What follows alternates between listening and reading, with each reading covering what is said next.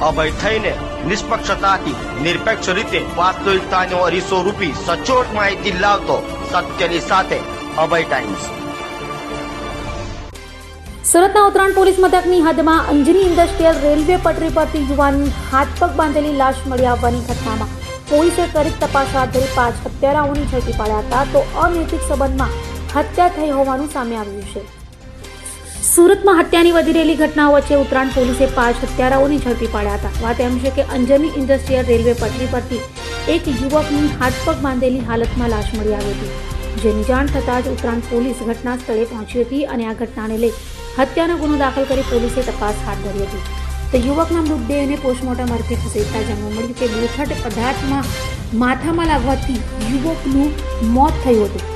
તો મૃતકની તપાસ કરતા મૃતકનું નામ ઓમ પ્રકાશ યાદવ અને મૂળ ઉનાવ ઉત્તર પ્રદેશનો રહેવાસી હોવાનું સામે આવ્યું હતું।